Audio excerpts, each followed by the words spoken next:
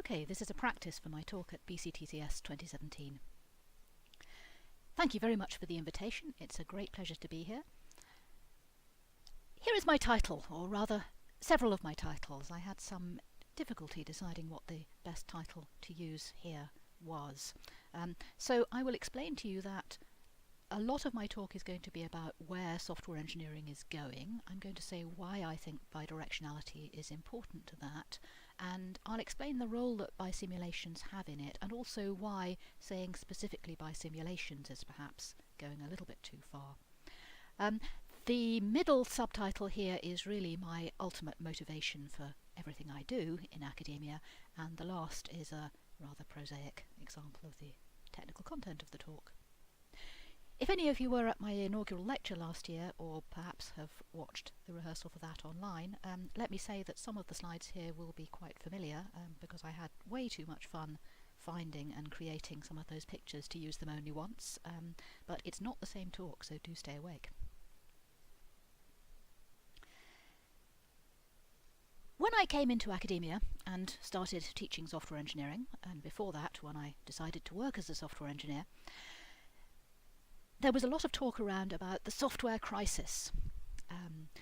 Everybody knew that there was a crisis in software. It was impossible to get enough software developed well enough given the resources and the techniques available, and this was a huge motivation to individuals to come into the software industry because it seemed like a good place to find interesting employment, and to researchers to try to develop techniques that would improve the way that software was developed in future. And so when I started teaching software engineering, it was about 1990, we would find that if I asked a class of students, have you ever heard of the software crisis, all the hands would go up. In many cases that was why they'd decided to come to university and do informatics in the first place. And gradually, as the years went by, I noticed that fewer and fewer of the hands were going up, to the point when these days, if I ask, almost nobody has heard of the software crisis. Now this, of course, is good news, and in my inaugural I opined about why that was. I'll spare you that largely, but I think the short version is that we've made a great deal of progress on how to develop software, especially easy software. However, not everything in the garden is rosy. We do still have a software problem, and you'll certainly see many headlines like this around. It's difficult for companies to appoint enough people to do their software development. If you are looking for a job or thinking about a career, it is a truism that going into software development is a great idea and it will leave you never being unemployed. It's perceived as a seller's market, that software development companies that want very good software developers have to offer ever-increasing salaries to get them, and that from the point of view of those recruiters, it can be very difficult to recruit software engineers, or at any rate good ones. This is a character in some computer game. It's not a computer game my son plays, so I don't know very much about it. And the main solution that we find in the news these days is that we have to grow more people who are able to engineer software. We have to give people the skills to develop software from a very young age. We have to teach software engineering, programming at least, in schools, including 5-year-olds. This is not a good thing. This is a really, really bad thing. I have one of those children who has the kinds of skills that would enable him to become a software developer. I don't want him to have to become a software developer. There are many more interesting things he could do than spend his life developing software the way we develop software today.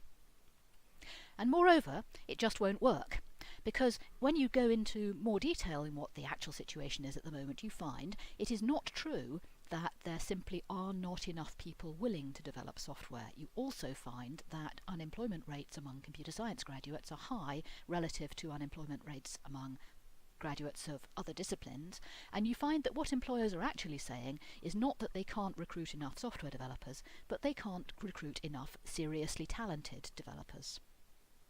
Now, when you dig down a bit and ask what is a seriously talented software developer, this becomes less and less surprising, because what you find is that to count as a talented developer, people have, of course, to be really good at rigorous computational thinking. They have to be able to predict what the computer will do when they give it particular instructions. But they also have to be up to date with the current technologies. You'll find that universities get criticised for not teaching the right languages and not teaching the right tools and what have you. At the same time, they have to have considerable business acumen. They have to be able to understand corporate strategy and customers' requirements and this, that and the other. And of course they have to have all your favourite soft skills. They have to be good at communication and teamwork and written communication and presentation giving and so on and so on and so on. So it's hardly surprising that we have so few. I'm reminded of a quotation I should look up from Pride and Prejudice about being surprised that somebody knows any really accomplished woman, shouldn't I? But the key thing here, I think the thing that's really difficult to ensure is that we have a ready supply of people who can do the rigorous computational thinking side of this. And that's a real problem because those people are also in demand for so many other careers. And so the more software development tries to get those people, the less likely it is that it can continue to recruit an ever higher proportion of the people who have that kind of capability. And so if the limiting factor is, as I think it's reasonable to hypothesize, mathematics and mathematical ability, then indeed we really do have a software crisis, even if we don't talk about it in those terms anymore, and it's only going to get worse. So why do I say that? I work in a department where we are fortunate enough to be able to recruit very strong students from across the world, and we have very high maths requirements. All our students have an A at A-level maths or the equivalent from wherever they're coming from. And nevertheless, when we teach them courses in the first and second year that involve lots of maths, we find that lots of students seriously struggle with the kind of mathematical thinking that we need. The bottom half of the class that I would expect to teach in the first year at Edinburgh are really not the same people who are going to be able to access the kinds of clever techniques for software development that I'm sure we've been hearing about a lot at this conference, that is going to involve, verification and proof and snazzy type systems and what have you. And yet, the bottom half of that class is people who have top grades in school mathematics, and there are not very many of them, and they're in very high demand. So we can try and say, well, we should just teach maths better. We should help people to develop their mathematical skills better. We can say we don't believe that mathematical ability and hence ability to develop software is innate. We think it's taught. However, the point here is that even though software development is a relatively recent phenomenon in human history, and techniques for teaching it are therefore relatively immature and we're improving fast, mathematics is something where we draw on thousands of years of experience, and we're not going to improve radically in that. So if maths is the limiting factor, we simply cannot solve this software crisis by growing many more of what's sometimes called mathematical engineers. It's a phrase that goes back to Dijkstra. So instead of that, we need to change the game. Fortunately, we've been here before. So here's a picture from 1952. Don't know whether you'll recognise it and know who these young women are. They are young women. That's characteristic of the job at the time. They're telephone operators. So here we have a telephone switchboard. So at the time, people could choose, or not, and quite a lot of people still didn't, to subscribe to a telephone service that would allow them to telephone somebody, and they would speak to somebody at a switchboard like this and say who they wanted to be connected to, and the young woman would pick out an actual plug and plug it into a hole that corresponded to the subscriber that they wished to speak to. And this was at that time a relatively popular job. It was one of the things women were allowed and expected to do, and very nice too. And in fact, this had been growing for a while. So here's a picture of some rather similar people from 50 years earlier, back in 1902. Where you can see they've got a rather more primitive telephone board behind them with more wires stretching out, looking rather flimsy, but it's essentially the same job, even at that point. Now, at this point, it was already recognised that there was a problem with the speed of growth of telephone subscribership. In fact, even a few years earlier, in 1886, we find lovely quotes such as this one from William H. Preece. Now, he was the engineer-in-chief of the British General Post Office. That was the predecessor organisation of BT, British Telecommunications plc, which was the company I went to work for in the early 90s when I decided I wanted to be a software developer. He said, if the growth of telephone subscribership continued, by the year 2000, every woman in Great Britain would have to be a telephone operator.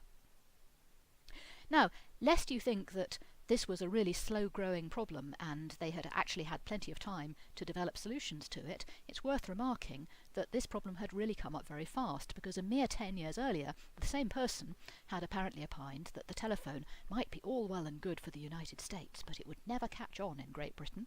Why? Because the country has an adequate supply of messenger boys. Why would you want a telephone if you could instead have a messenger boy? So things can change really fast. So you might think today that we don't have a software crisis, we have no further demand for software, people can have as much software as they want and we don't need to worry about the speed of developing it. But you might be as wrong as William Preece was, and 10 years from now you might be ruining the day. Now, of course, we know what happened after this point. Fortunately for me, Preece was wrong, both in saying that the telephone would never catch on in Great Britain and in saying that every woman would have to be a telephone operator. I did go and work for BT, but I went to work for BT as a software engineer, not as a telephone operator. Now, what happened? What happened was, of course, that we developed the automatic telephone exchange. And here's a picture of a relatively early one. This was an exchange that was still working at that point in the time of colour photography. It's a Strowger exchange. And it does the same job that those women with their plugs were doing, but it does it automatically. And then, of course, there's been a huge amount of growth with that, and that's a rather more recent equivalent. So we need the equivalent of this for software. What would the equivalent of the automatic telephone exchange look like for software development?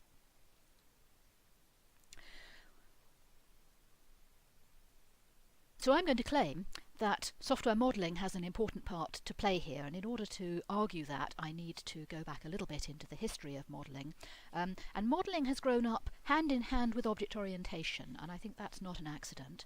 Both of those techniques actually go back to the 1960s, but it wasn't really until the 1990s that they boomed and started to be seen as silver bullets for software development.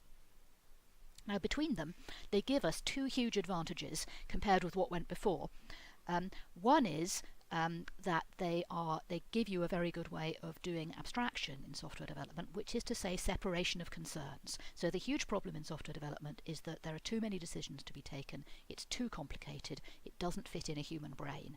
And the way to handle that is to cut down the amount of stuff that has to fit into any one human brain, and that's abstraction, that's separation of concerns. Now, as soon as you're structuring the software in any way, you have to worry about what's going to happen when the software changes, because if you're not careful, you end up having to put a huge amount of effort into developing your software, and the less stable your structure is, the more that's true. So you get standard figures like 90% of the cost of ownership of software is in software maintenance, and so it's a great concern to try to minimize that. And one of the ways that you minimize that, which was the great insight of object orientation, was that if you structure the software around relatively stable things like the key domain concepts, then it's more likely that your structure will be stable over the long term as the precise requirements that your customer has change. Today we see development that involves models in a serious way, and it's usually object-oriented, but not necessarily these days, as model-driven development. So what do we mean by that? Model-driven development is development in which models are important. And what's a model? A model is an abstract, usually graphical representation of some aspect of a system. So we immediately see the separation of concerns issue in there. And although I'm mostly interested in the use of models as formal artifacts, it's worth saying that modelling is already useful even if models are completely informal, because they can be an aid to thought. They can help people to sort out what they need to be thinking about and what they don't need to be thinking about. Which is to say, the motivation for model-driven development is to manage information overload. So we're trying to separate concerns and provide representations that are suitable for each set of decisions. So the idea here is that you don't just use one model in your model-driven development, you use a collection of models, each one engineered to incorporate all and only the information that a particular person or a particular group of people need to know about in order to make their decisions. So model-driven development is quite successful today, and in today's model-driven development we are typically looking at models as formal artifacts. They have the same kind of status that code has. And people who embrace MDD in a serious way are typically building graphical models in a specialist modelling tool, which might be a standalone thing or might be an extension of Eclipse or what have you. They're probably using either a general purpose modelling language such as UML or SysML, or maybe a domain-specific modelling language, and that might be graphical, as I suggested on the previous slide, but it also might be textual. Domain-specific modelling languages has been a huge growth area in recent years. How are they taking advantage of the fact that their models are formal artifacts? Well, they're quite likely to be generating code from the model, but it's probably only skeleton code, so they're getting rid of a whole bunch of boilerplate stuff. They are probably not generating the entire behaviour of their software from the model, although in some niches they may be.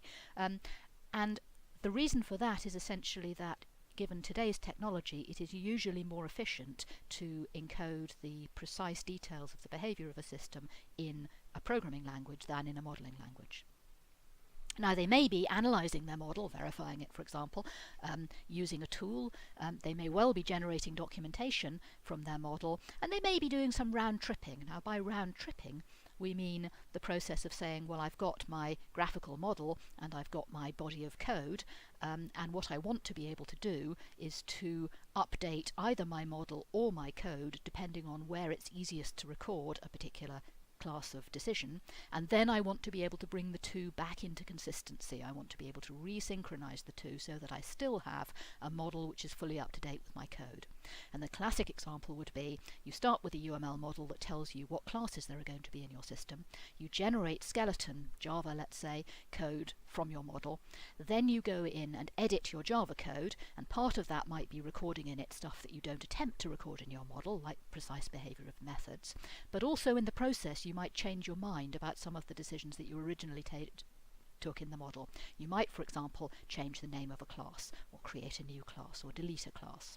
And once you've done that at the code level, now you have a set of code that's no longer consistent with your model. And so what you really want to be able to do now is to press a button and have your model updated so that, again, your two things are consistent.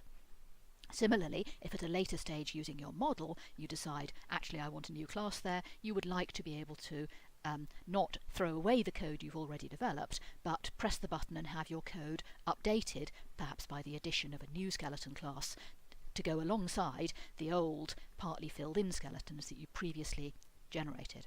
That's what we mean by round tripping.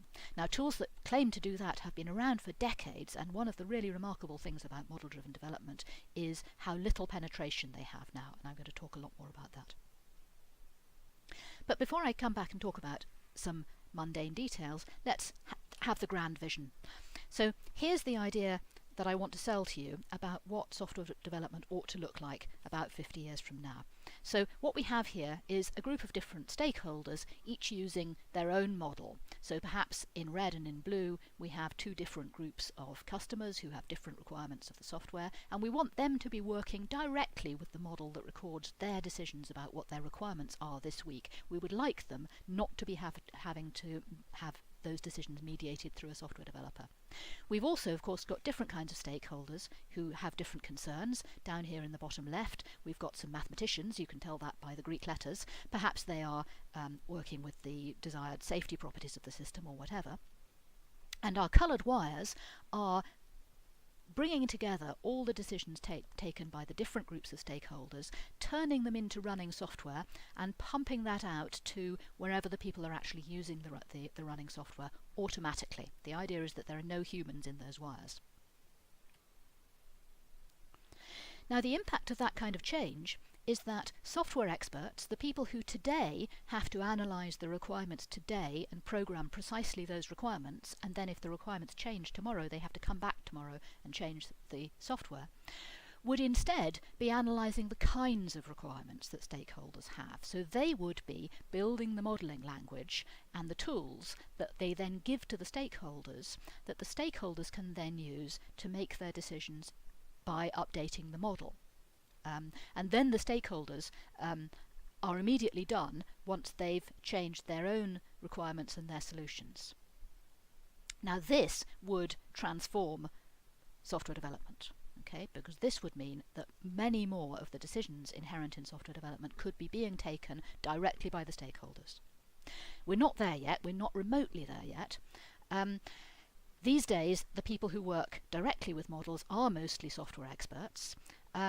And because of that, because of the fact that we don't really benefit so much by using models compared with by having software experts work with code directly, we have cost-benefit problems in model-driven development. So model-driven development works very well in particular niches, and typically those niches are places which have relatively well understood and predictable development processes, and very often even where only one model changes at a time, where you have something approximating a waterfall process for developing software. Now, why is that?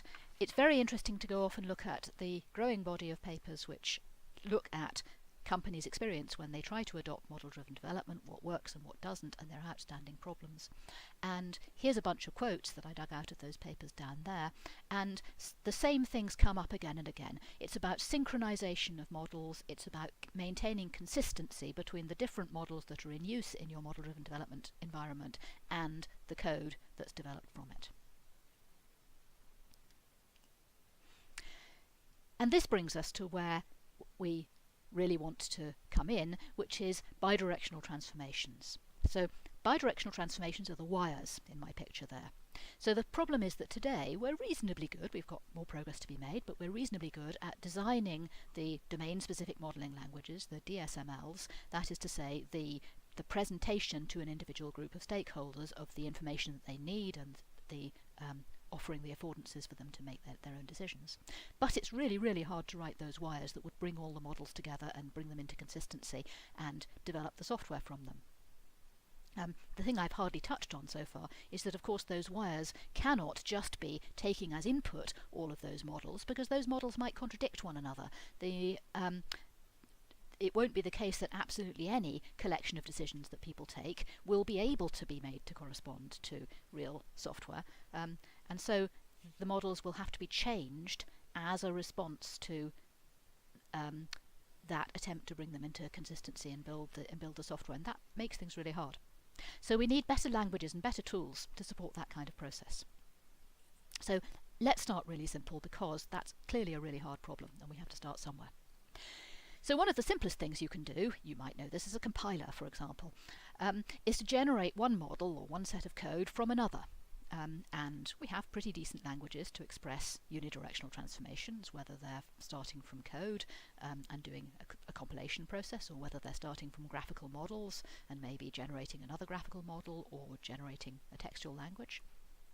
And the problem is, of course, that this is only the very beginning of the process, in that when you need to change the target model, you are then stuffed. You cannot go back if you change n and update m to match it, because the unidirectional transformation simply doesn't allow that. Not all functions are invertible, and consistency might be more complicated than that anyway.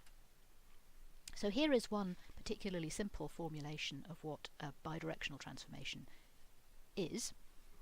We can say a bidirectional transformation has several jobs, two big kinds of jobs. It has to be able to check consistency. So if you give it two models, so a model from set M and a model from set N, it should be able to, via this relation R, say, yes, this model is consistent with that model, or no, it's not, one of them needs to be changed.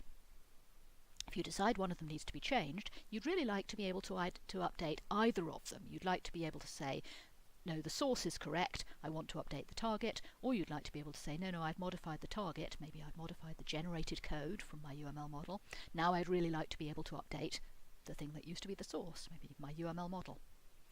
And of course these things have to be coherent in some sense. We need sensible behavior, and there's a whole literature on what it means for a bidirectional transformation in these terms to have sensible behavior, but the most simple properties we need such a thing to have are that it should be correct, which is to say that consistency restorers really do restore consistency. If I give it an m and an n and have it return a new n, then the new n I get from it really is consistent, according to that relation, with the m that was an argument. and that they should be Hippocratic, which is to say, if nothing needs to be done, if we give a consistency restorer a pair of models that are actually already consistent according to the consistency relation, then the consistency restorer should do nothing. Now actually that does turn out to be a little bit controversial, because some people would like the consistency restorer to be able to do stuff like relaying out your diagram and reformatting, but it'll do for now. You may be asking yourself, why have I leapt immediately, having given you a picture with multiple models in it, to consistency maintenance between just two models? And why am I assuming that when we restore consistency only one of those models changes, as opposed to both of them having to change? Well, there are several reasons for this. One is that it turns out to be possible to use such binary books as kind of building blocks for multi-URI books. We can build up networks of binary books that together give you a situation more like in my picture. Another is that a key concern with making this work in practice is that when a model changes underneath somebody as a result of changes that have been made elsewhere, that can be really disruptive to their work. And I think it's reasonable to say that if they know that they're being changed only as a result of a binary books, which is to say that if something changes as a result of a change elsewhere, there's only one other place that that change could be coming from, this is easier to understand and less surprising. It's also much easier for the person developing the bidirectional transformation to understand. If you're not convinced by either of those arguments, let me just say, sufficient unto the day is the evil thereof. It's really, really hard to talk about books between more than two models, and I've done some work just very recently which is in progress about that.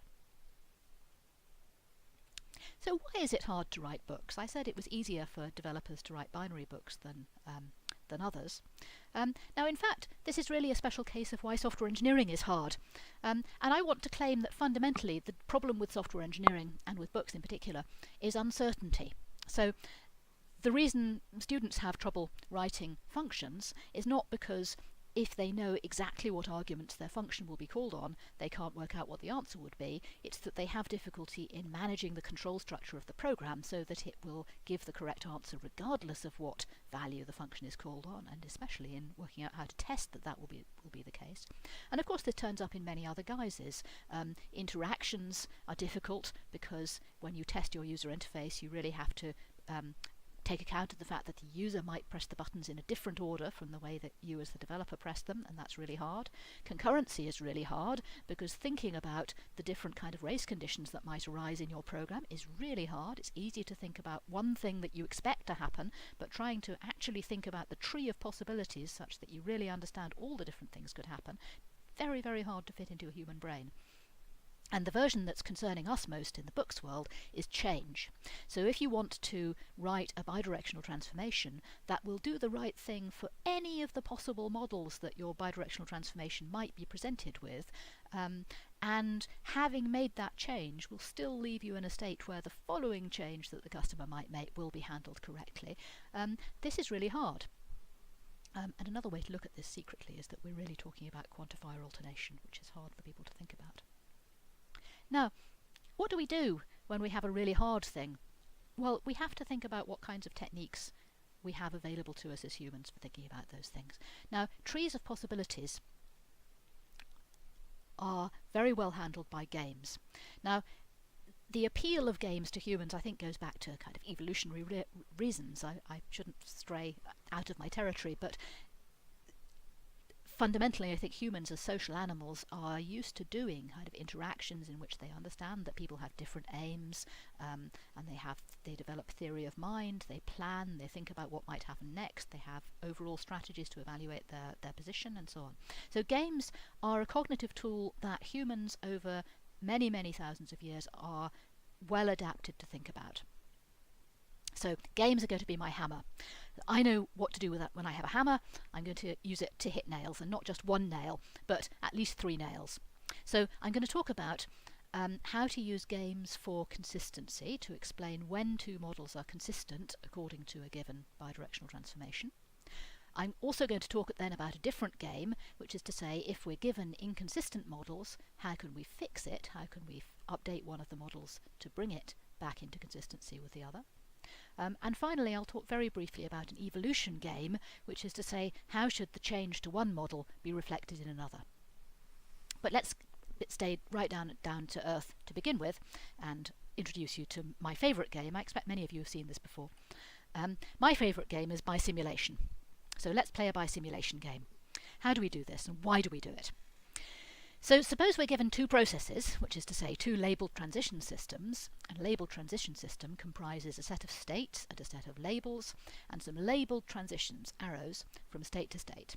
And we want to answer the question, when do two processes have the same behaviour? Well, there are lots of different options for that actually, and Bisimulation is only one of those options. But the fundamental point that I want to make here is that we take an adversarial view of equivalence. What we say is that processes are the same if we can't tell the difference. How are we allowed to look for differences though? So in Bisimulation we take these particular choices. We say that we're allowed to look at the processes locally. We're not allowed to look at their definitions, only at their local behaviour at a particular state at any one time. However, in Bisimulation we say that choice structure is important, so we say that trace equivalence, which just looks at what's the overall sequences of behaviours you might see from processes, is too weak. And a more questionable thing, and I'll come back to this, we have a strong notion of symmetry, and you'll see how that plays out in a moment. So to play a Bisimulation game, we have two players. We have verifier, who wants to show that two processes are the same, and we have refuter, who wants to demonstrate a difference between the processes. And they play in an arena which comprises the two processes, the two labelled transition systems, and at any moment there will be a current state in each of the two processes. And what we do is, repeatedly, refuter has to pick a process. It doesn't have to be the same one he picked last time, that's where our symmetry comes in. And having picked a process, he picks a transition from the current state. And then verifier has to match. She has to pick a transition with the same label from the other process's current state. Now, who wins? You win if your opponent can't go, so refuter will win if verifier can't match. Verifier will win if refuter is in a state where there aren't any transitions from either current state. And if the play goes on forever, which it can if there are loops in a certain way, then verifier will win. So, little bit of audience participation. Are these processes bisimilar? Well, no, they're not. Refuter can win, right? We can drive down to right here, and now if refuter decides to pick the D transition, verifier can't match. What about these ones? Well, these ones are slightly more interesting, and now we see the importance of the choice structure, but these two are not bisimilar, because if refuter chooses to drive us down past the I transition on the left, then verifier has to match either by going left or by going right, and whichever one she chooses, refuter's next move will be to pick the transition she can't do, and then refuter will win. It matters, of course, that the choice actually makes a difference. In this case, it doesn't really matter which way, the fact that verifier has to make a choice, because either of her choices will do fine. And finally here, what do you think about these? Are these bisimilar or not? They're not. And here we really do see the symmetry. So to win a game here, if I'm refuter, what I'm going to do is now I have to make sure that I remember how to do this, don't I? I am going to move on the right here to this one, and then you as verifier are obviously going to move there on the left because it's the only thing you do. And now this time I'm going to pick from the other process. I'm now going to move down there to where that D transition is, and you can't match that because you're on the C side. That's the difference between bisimulation and co-simulation. It means that having a relation in which refuter is allowed to switch sides whenever he likes is different from saying he can play either side, but he has to go there and stay there. Now let's generalise a bit. Verification games in general are ways of handling an uncertain future, and you can set up your game with a whole bunch of different rules for your different circumstances. But we can still say we're going to fundamentally play between verifier, who wants to show that a property holds, and refuter, who wants to show that it doesn't. and we can define our game so that refuter has whatever challenges we want to allow him and verifier has whatever responses we want to allow her. Moves don't need to alternate. That really only matters if you've got infinite plays, which may be special. We tend to keep the rule that if either player can't go, the other wins, and you can wrap these things up into infinite plays. It's fine. There's lots of latitude. And I've been working on games for a long time. This is where I initially came into academia, a couple of papers there. So let's come back to books and think about a consistency game. So at stake here is that we're given a bidirectional transformation and two models, and we want to say, are they consistent? Well, let's instantiate this issue at QBTR check-only books with acyclic when-where graphs and see an example. Oh no, she's introduced lots of technical terms. Let me tell you what QBTR is then. So QBTR is the Object Management Group's standard bidirectional transformation language. It's been around quite a few years now, and in those years model-driven development, which was the motivation for developing bidirectional transformations, has become increasingly mainstream, and yet you probably haven't heard of QBTR. It's not in serious use. Why is that? Well, there are some nice things about it. It's got clear and usable syntax, but it doesn't really have any serious tool support, which is really sad. Now, why is that? Fundamentally because if you want to build tool support for it, you're going to have a really hard job because it doesn't have any decent semantics. Incidentally, that's a very early paper by me about this issue. It's my most highly cited academic research paper. It won the Best Paper Award at Models at 07 at the time. I've just heard that it's won the 10-year Impact prize this year, and it's one of the least technically contentful papers I have ever written, so let that be a lesson to you. So what is a QBTR transformation? It's a single text. This is important. You don't have to write two separate things for consistency checking and consistency enforcement. You really want to record that in just one place so that you don't have to duplicate information. Then you run the transformation in an appropriate mode. You can run it in check-only mode to say, are these two models consistent? Or you can run it in enforce mode to say, I know they might not be consistent, please modify this one so that it will be consistent with my authoritative model on the other side. And in either case you can run it in a direction, so you regard one model as fixed and you examine the other one. And it has this standard rule that corresponds to Hippocraticness, that if the check only returns true, if they are consistent, then the QBTR transformation is required to do nothing at all. Here's an example, and an example of two models that we might run our example on. So we're going to do something very much like simulation. If you're reminded of the Bisimulation examples, that's totally deliberate. So our QBTR transformation is structured in terms of these things which are called, slightly misleadingly, relations, which are essentially the correspondences between various local parts of the graph that is the model that we're checking. So let's see how it works. We take a pair of meta-models describing what models we're working on and a QBTR transformation and two models that conform to those meta-models, and we assume we can do a bunch of boilerplate stuff like checking whether they do and checking whether certain constraints hold and what have you. So we've got our two players. Now here's Refuter's first move, let's say. He has to pick a top relation, here there's only one, containers match, and then he has to place this domain, you can think of this as kind of like a pattern matching spider, on the model that is regarded as being authoritative. So here he has to find a match for the container and an appropriate match for the thing called an inter, and so that's highlighted in red here. Now verifier has to match from the other process. And here she is matching for the other process. So she's picking bindings for the variables in the other domain. So far so good. A where clause says something else that has to be true of the bindings that have been picked in this relation. So now what this shows up as is that Refuter's next move is to challenge the where clause. So he says, okay verifier, you were able to find matches for those model elements, but I don't believe they satisfy the where clause. Let's see. So now we check the inters match relation, which is invoked in the where clause, and we already have the bindings for its arguments, so the inter1 and the inter2 that we already just picked. There they are in red. So play moves now to the inters match relation, and Refuter, to complete his move into that, has to pick bindings for the other variables that are in his domain. So he's going to say, and I want you to match this particular thing in my domain, O verifier. Verifier doesn't have a whole lot of choice about which thing to pick. As you see, there is only one in the other model, so now there is she completing her binding. And again, Refuter is going to challenge the where clause and say, okay, you have picked a binding, but I don't believe you've ensured that the where clause is satisfied. This time you can see he's onto a better thing here. We're going to go into the things match relation.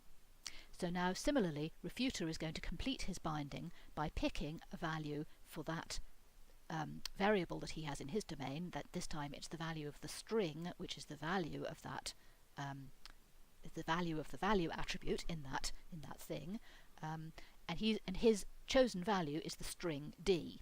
Now at this point he's onto a good thing, because verifier cannot find an attribute for the a value for the attribute value, which is the string d, and so she loses this play. She cannot match correctly. And it turns out, in fact, that that's a winning strategy for Refuter. Sorry, there's nothing that verifier could have done better in terms of choosing better responses. Refuter has indeed succeeded in demonstrating that these two models are not consistent according to that relation. Now we can summarize the moves, the ones that I showed you in that play of the game, as follows. I won't read through that, but you can turn this into a perfectly formal thing. I didn't discuss when clauses, and time is getting on, so I'm not going to, but they make life much more interesting in the game, because they allow verifier to kind of counter-challenge using a when clause. She basically says, hey Refuter, your challenge there wasn't fair, and then the players kind of swap roles to enable us to find out whether that's the case or not. And you can get loops through when and where clauses, and life gets altogether too interesting, and there's a paper about that, which turns out to give us a close correspondence between QVTR transformations and the modal mu calculus. That, by the way, tells us why QVTR is so hard to understand and to implement tools for.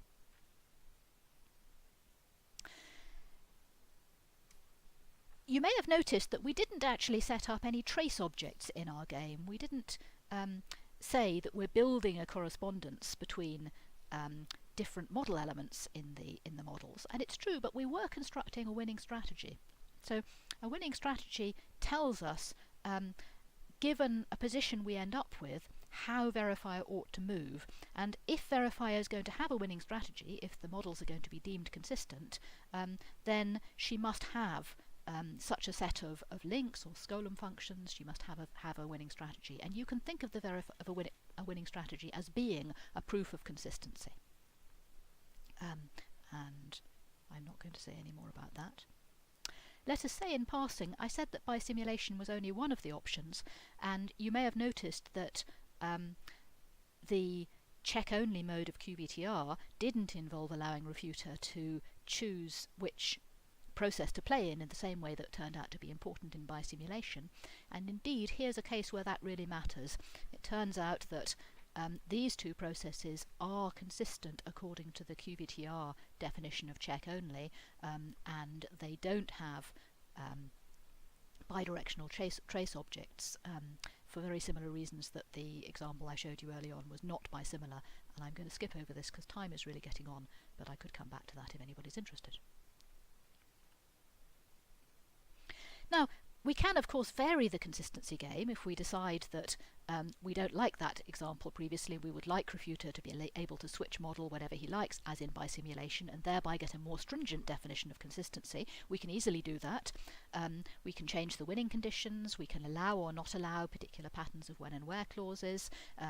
There are a bunch of specific to QVTR issues, like whether the opening move is special. All of these things are language design choices. So we can think about choices we make for the semantics of a bidirectional transformation language in terms of the game that explains the semantics of that transformation. So suppose we've solved the problem. We understand how to check whether models are consistent. Let's go on to the next game. The next issue is, given inconsistent models, how can we fix it? Now, one of the ways to think about this is to say that being inconsistent means that Refuter has a winning strategy for the consistency game, and we would like to change the game so that Refuter no longer has a winning strategy. I made some progress into computer drawing with pictures, but then I decided I quite like this one with a picture of my thumb in the top. So the idea here is that we specify the game, refuter and verifier are playing it in such a way that refuter is going to win. Verifier doesn't like that. What we're going to do is we're going to allow verifier to have a pen when she says, not fair, and we're going to let her change the game. We're going to let her change the rules of the game in particularly circumscribed ways, in such a way that she will be allowed to win the game. So you can think of verifier as being your annoying little sister. We don't want to allow her to modify just anything about the game. We only want her to allow her to modify the particular model that we're happy to have changed to enforce consistency. And there are a couple of things we have to take care of. We want to make sure that after she's modified a model, we have to start the play again with the modified version of her model, so that she can't just make inconsistent changes from one part of a play to another and end up with something where, although she wins the game, she can't win the game with any fixed version of the model. And we also, if we want Hippocraticness, should make sure that verifier is caused to lose, is penalised, if she changes a model where actually she didn't need to. If she could have won anyway, we have to make sure that she's going to be not allowed to change the model unnecessarily. But all of that can be taken care of. And that's all I'm going to say about that. Finally, let's go on to the third of the three models that I said were relevant according to that slide I had, which I've completely forgotten what I wanted to say about, and talk about evolution. So this time we're moving up a level again and saying what's at stake is how change to one model should be reflected in another. Now, if the model spaces are properly related by a book, so our model spaces are ready to be given to our different stakeholders, and we can confidently say that whatever they do in their models, we will be able to restore consistency between those models, changing them if necessary. This is what has to be true. We have to be able to say, given that our models start off in a good state, and we now know what we mean by that, we mean verifier has a winning strategy for a consistency game, and given a challenge that modifies one model, and it's intriguing, although I've not formalised it in quite this way in anything I've written so far, to think about this as being a refuter strategy in the dual to the enforcement game I just described, then we should be able to say we can meet that by a modification to the other model. So in other words, whatever refuter does to modify one model, we can construct a verifier strategy, a way of changing the other model systematically, which will match that, in the sense that what we'll end up with is a good state, in other words, a new winning strategy for the consistency game. And we, in all this cases, is verifier. I should probably change the slide to actually say that.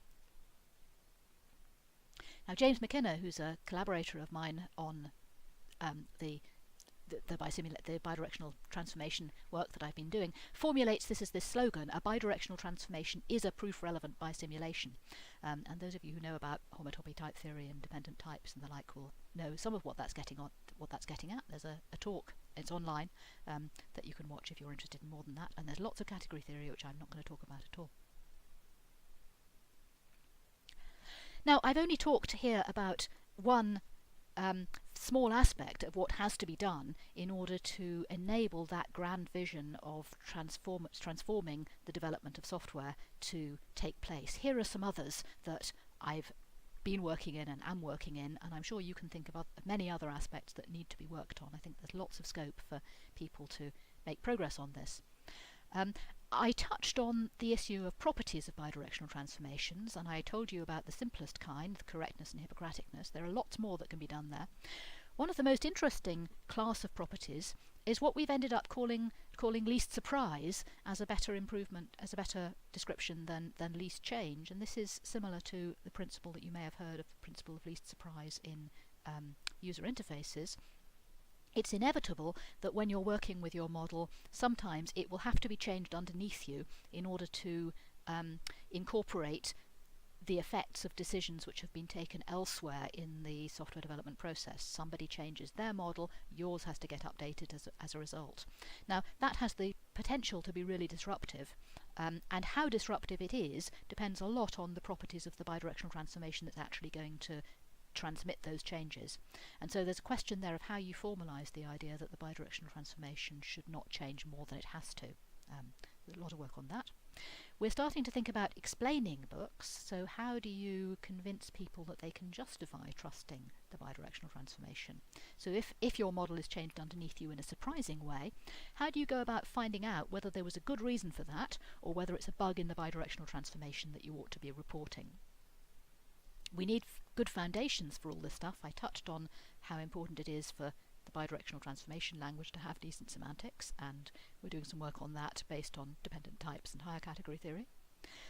I touched on the structure of a bidirectional transformation language, in particular the when and where clauses of QVTR turn out not to be a very good match for how people think about the relationships between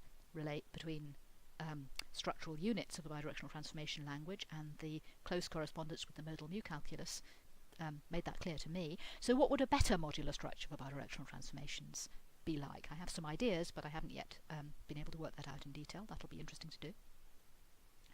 We've been doing some work in the EPSRC project just finishing on effects in bidirectional transformations. For example, how in a principled way can we incorporate situations where you have to, for example, ask the user of a bidirectional transformation to settle some question, or you want to give some output. How do you handle non-determinacy, all that kind of thing, and some of you will immediately be thinking monads, and that's certainly one way to look at it.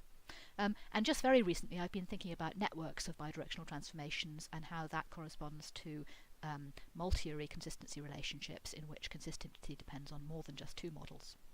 Lots more to be done, lots of interesting areas, and I urge you to get involved.